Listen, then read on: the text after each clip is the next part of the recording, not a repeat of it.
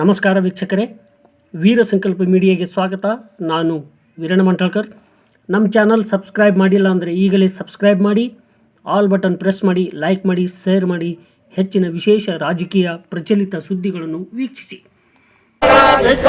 ರಾಜ್ಯ ಮತ್ತು ಕೇಂದ್ರ ಸರ್ಕಾರಕ್ಕೆ ರಾಜ್ಯ ಮತ್ತು ಕೇಂದ್ರ ಸರ್ಕಾರಕ್ಕೆ ರೈತ ವಿರೋಧಿ ಸರ್ಕಾರಕ್ಕೆ ರೈತ ವಿರೋಧಿ ಸರ್ಕಾರಕ್ಕೆ ರಾಜ್ಯ ಮತ್ತು ಕೇಂದ್ರ ಸರ್ಕಾರಕ್ಕೆ ರಾಜ್ಯ ಮತ್ತು ಕೇಂದ್ರ ಸರ್ಕಾರಕ್ಕೆ ರೈತ ವಿರೋಧಿ ಸರ್ಕಾರಕ್ಕೆ ರೈತ ವಿರೋಧಿ ಸರ್ಕಾರಕ್ಕೆ ಕೇಂದ್ರ ಮತ್ತು ರಾಜ್ಯ ಸರ್ಕಾರಕ್ಕೆ ಕೇಂದ್ರ ಸರ್ಕಾರಕ್ಕೆ ಕೇಂದ್ರ ಸರ್ಕಾರಕ್ಕೆ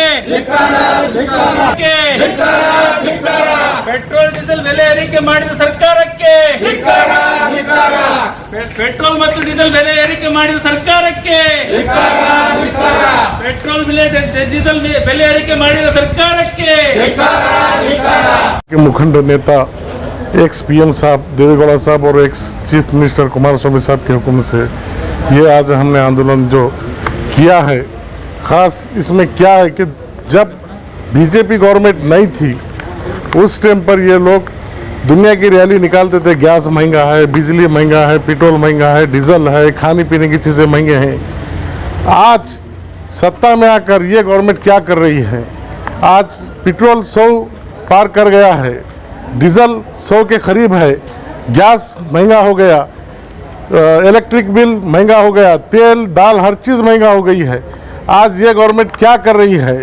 ये अवाम के फेवर में है या अवाम के खिलाफ है? ये गवर्नमेंट को मालूम होना चाहिए, बहुत ज़रूरी है।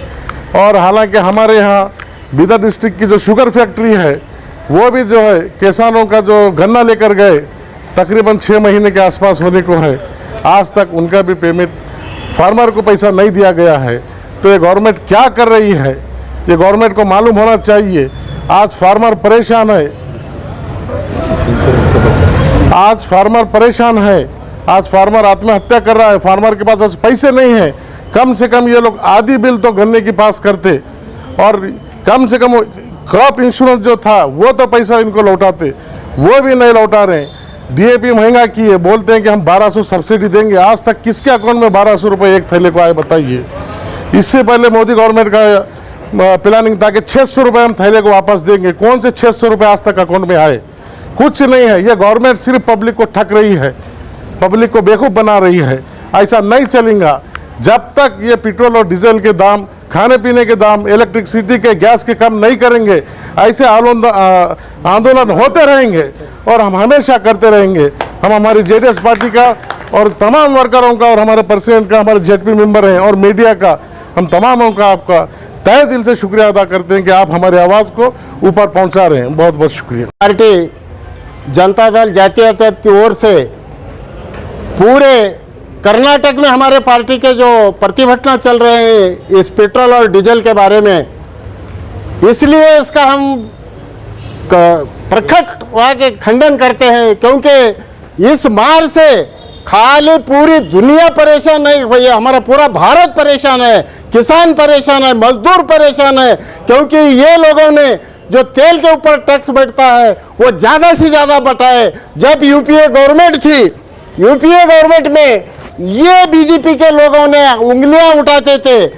24 में 2012 में इस देश के प्रधानमंत्री यूपीए गवर्नमेंट को कोसे, जबकि 55 रुपए लीटर था। आज शतक यानी पूरा शतक पार गया पेट्रोल। मोदी साहब क्या सो गए क्या? उनको बोलने के लिए 6 महीना 9/2011 को राजनाथ सिंह उंगली उठाए थे, पेट्रोल डीजल महंगा करे, ये यूपीए सरकार बेकार है। उसके बाद 6 अक्टूबर को स्मृति ईरानी, इन्हें भी उंगली उठाई थी। आज क्या सो गए क्या? ये सब लोग बीजेपी में मिनिस्टर है, लेकिन मटकुन कैसर का खून चूसने वाली ये सरकार आज गरीबों का, किसानों का खून चूस रही है। क्योंकि डीजल और पेट्रोल इसके ऊपर टैक्स ज्यादा करने से आज पूरा किसान परेशान है। लॉकडाउन में पब्लिक परेशान, बाद में किसान परेशान, उसके खेती, उसके बाड़ी को लगने वाला डीजल पेट्रोल, आज किसान कुछ नहीं कर रहा है, हताश होकर वो आत्महत्या कर रहा है। मेरे दोस्तों, आज देश में इतने आत्महत्या हो रहे हैं, फिर भी ये लॉकडाउन के ऊपर बड़े से बड़ा लादना, टैक्स बिठाना, पेट्रोल डीजल महंगा करना, ये कौन सी नीति है ये सरकार की। 7 नवंबर 2011 को हमारे जावड़ेकर उंगली उठाए थे डीजल पेट्रोल के दाम के ऊपर। 16 सितंबर 2011 को हमारे शाहनवाज खान उंगली उठाए थे। आज कहाँ है? सब मंत्री बन के सो गए। आज किसान इधर खेत में मर रहा है, हर आदमी व्यापारी, हर इसकी मार पड़ रही है। आज गोभी का रेट, बीन्स का रेट, आज हर किसान खाली हाथ जाके पेरने नहीं कर रहा है। तो ये किसान नीति, ये किसान विरोधी नीति नहीं तो और क्या है? सब विरोधी। भारत को ब्लाडिस बनाने वालों, रावण के देश में पेट्रोल कम है, राम के देश में पेट्रोल सेंचुरी पार करा है।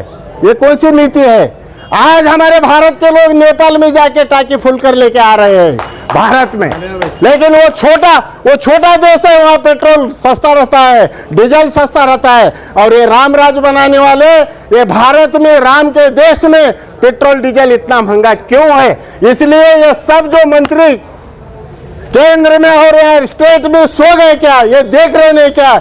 इसलिए ये हमारा प्रतिभटन आज हमारे पार्टी के ओर से पूरे कर्नाटक में चल रहा है और ये चलते रहेगा। जब तक ये हमारी आवाज नहीं सुनते, तब तक ये आवाज को हमने रोकने नहीं देंगे, ऐसे कहीं मोर्चे निकालेंगे। इसलिए मैं सभी भाइयों से रिक्वेस्ट करता हूं, इस सरकार को नाकाम दिखाकर इस प्रतिभटना को कामयाब बनाएंगे। लगाकर जो गरीब जनता है उनको जो महंगाई के खाई में ढकेल दिए हैं, उनके खिलाफ जनता दल सेकुलर बसु कल्याण के हमारे नेता सैयद अशरफ अली कादरी साहब, हमारे तालुका अध्यक्ष शबीर पाशा साहब, हमारे नेता आनंद पाटिल साहब और सभी पदाधिकारी मिलकर एक संदेश देने के लिए हम आज आए हैं। मोदी सरकार की एक नीति हो गई है, ऐसा कोई सगा नहीं जिसको हमने ठगा नहीं। आज आप देखिए 2008 में जब कच्चे तेल के दाम कम थे, मार्केट में जब ज्यादा थे, तब तेल का दाम कम था। आज जब क्रूड ऑयल का दाम कम है, फिर भी इन लोगों ने टैक्स ज्यादा है। एक समय था जब 2014 में ये लोग आए थे तो ये कह रहे थे भारत को विश्व गुरु बनाएंगे, लेकिन मैं आज आपको दावे के साथ कह सकता हूँ कि भारत का किसी का भी लायक आज इन लोगों ने नहीं छोड़ा। और दूसरी बात, इन्होंने सबसे बड़ा अगर कुछ काम किया है तो बांग्लादेश, नेपाल, ये जो हमसे भी पिछड़े देश है, उनसे भी अगर पेट्रोल अगर महंगा कर रहे तो सिर्फ और सिर्फ भारत में है। तो जनता दल सेकुलर के हमारे नेता एच.डी. देवेगौड़ा साहब, कुमार अन्ना और हमारी पार्टी के सभी लोगों ने ये जो विरोध करने के लिए हम आज तहसील ऑफिस में इकट्ठे हुए हैं। और हमको ये संदेश देना है कि जनता के लिए, सभी समाज के लिए, और जो समाज में शोषित लोग हैं, जो गरीब और पिछड़े लोग हैं, उनके लिए सामाजिक न्याय की लड़ाई लड़ने के लिए जनता दल सेकुलर कल भी काम कर रहे थे और आगे भी हम सरकार को संदेश देना चाहते हैं कि हम लोग आपकी जो ये पेट्रोल और डीजल की जो आप बढ़ा रहे हैं उसके खिलाफ काम करेंगे। और दूसरी बात, अमित शाह जी ने कहा था कि कोई भी योजना गरीब लोगों को फ्री मत दो, क्योंकि फ्री देने से मुफ्तखोरी बढ़ जाती है। हमको एक डाउट आ रहा है, आपने जो फ्री वैक्सीन दिया, आपने जो फ्री राशन दिया, उसका कहीं ना कहीं मुबदला आपके पेट्रोल डीजल बढ़ा के ले रहे हैं क्या? ऐसा हमको डाउट आ रहा है। इसके लिए जल्द से जल्दी लोगों के लिए और आपके लोगों के सरकार के लिए हमको रिक्वेस्ट करते हैं कि जल्द से जल्द पेट्रोल और डीजल का दाम कम किया जाए।